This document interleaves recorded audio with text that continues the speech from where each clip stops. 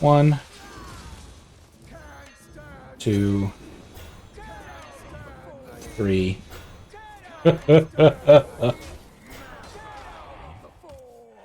Oh, that feels good. Hello, Snugglebugs. Welcome to today's Hearthstone video. Coming at you with some Giant Priest.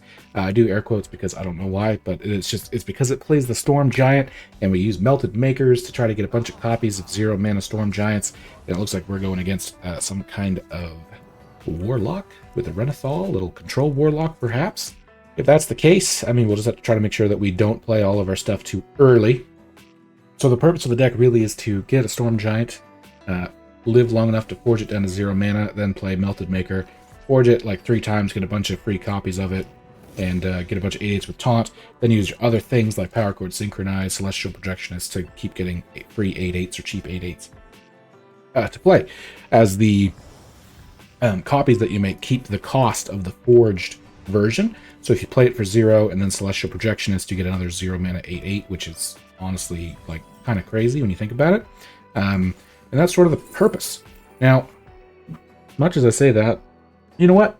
We want it. I really want to get a copy of the Aman'Thul. 2 Aman'Thuls or 3 is obviously probably the better choice. So keep that in mind if you're playing. Honestly, getting multiple copies of Aman'Thul, probably better. But we can start forging one of these down over the next turn or two if they're going to be slow, to hopefully get it to be 0 mana and get that pop-off that we were talking about. Forge and forge. Let's go. The other thing this deck can do, as I said, really, you can just copy Aman'Thul and win that way. You can get multiple copies of your Ignis from your deck.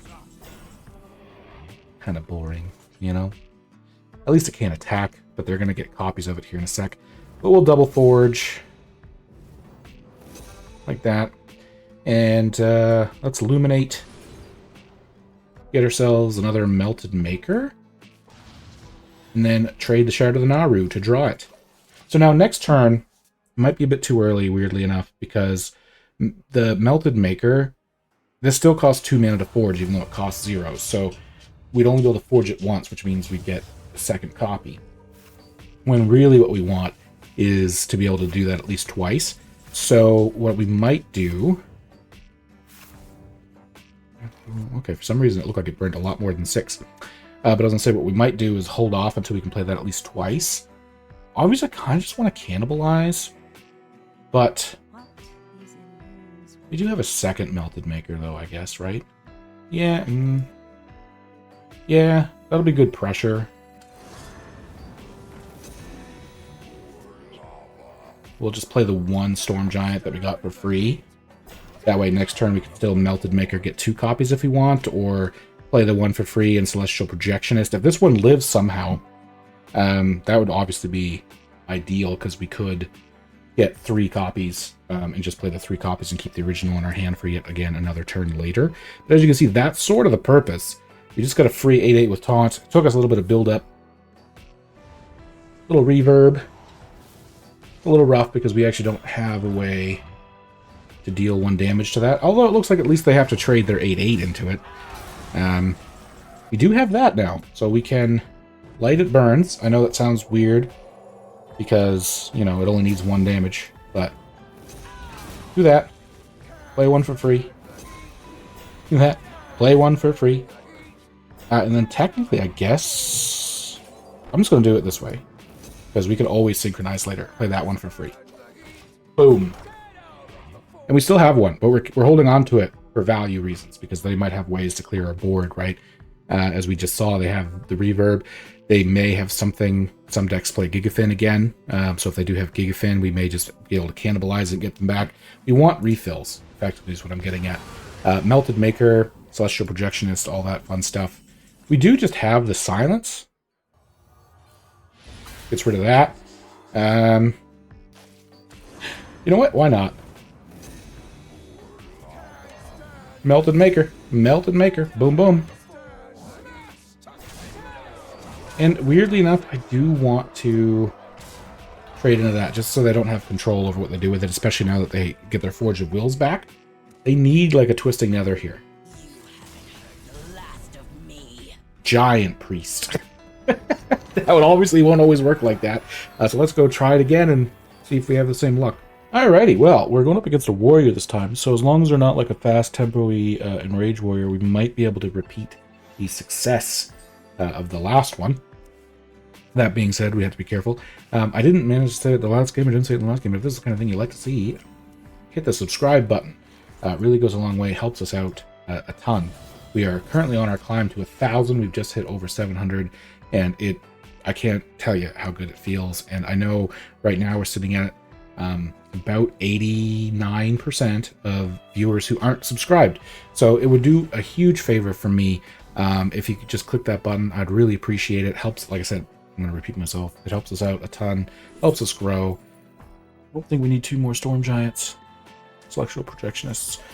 Helps us grow, helps get the videos out there. We're just here for fun, and hopefully that's what you're here for. We just like to show off what certain cards can do, whether I'm playing it well or not, you know what I mean?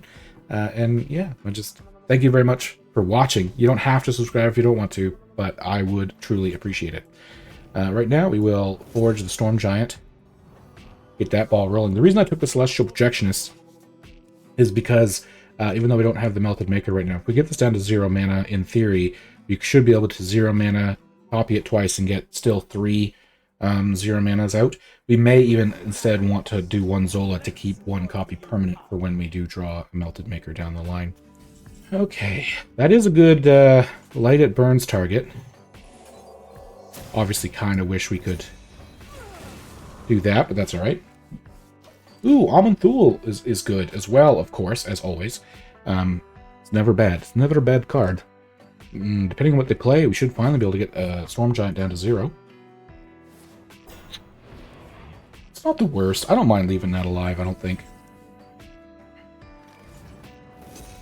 Not that I have too much of a choice. Whoops. Order that down to 0. Oh, that's a good card, too. Again, we're not going to play this yet.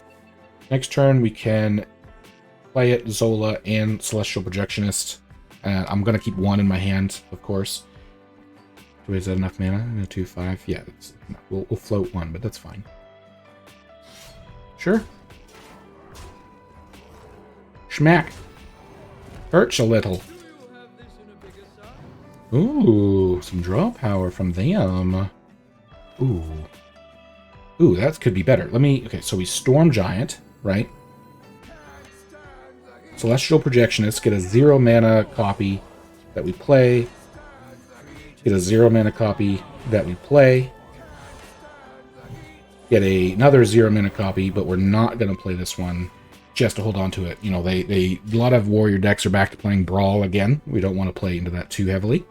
I mean, that's pretty solid turn 6. I know it takes build-up, and that's why this deck can struggle against aggressive decks. But in moments like this, it works. Yep, there's the Brawl. Almost a 50-50 that one of them survives, though.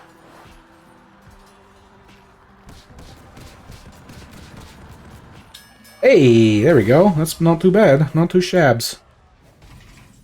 And the main thing is we just always want to make sure we have at least 1 0 mana 1. You can't really be mad at that play, right? May as well. Smack. Boom! Alright. So we're down to like a 2-turn lethal here already. To be honest, let's see, 16, 19, 22. Yeah.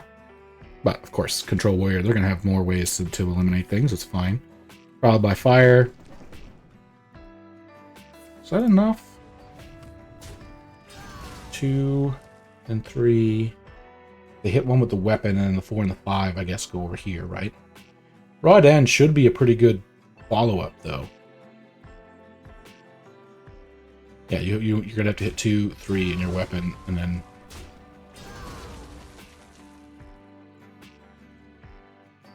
I'm interested. They still have to hit 1 with the weapon, I think, right? Maybe. They could have Shield Slam. Ah, yeah, there it is. Then they hit 1 with the weapon. Okay. And then they hit the 3-5. Yeah, so it wasn't completely an error. I guess maybe they had a better way they could have done that, but... That's okay by me. I'm going to trade this again because I really want Melted Maker. Let's see. It's 3 or 3... Let's switcheroo again, because again, we're really... Yes! Now the question is, no, we can't. We don't have the mana to play it right now. So we're going to Storm Giant, Zola, trade. We're going to keep this one in our hand. So when we play this Melted Maker now, we're going to have enough to... See, that's 3, so that'll put us on to 6. So we can actually forge this 3 times in one turn to slam out another bunch of giants that, again, technically we'll hold on to one in our hand. It's just fantastic. It's all around great in my mind. Okay, and they're only playing Odin. Now, Odin, of course, is really good. Yeah, it's going to give them some stuff. Bam, does manage to get rid of that, plus our 2/2, but again, I think hopefully we're going to put them in a rough spot right now. Melted Maker, Storm Giant.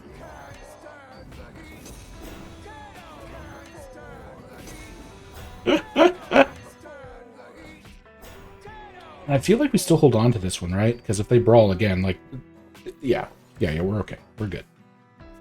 We're good. We're good. We are. So say you and me, but we're good. They play their other brawl. I think that's their last board clear. So if we really need to, we can Raw Den, heal our own Raw Den. It only heals 2, but then we'll get a board full of 8/8s. Okay, I thought maybe they had left.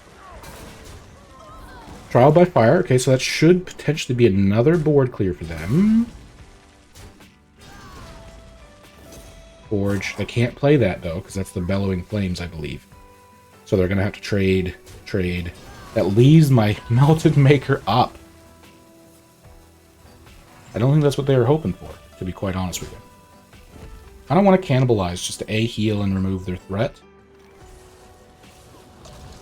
1, 2, 3.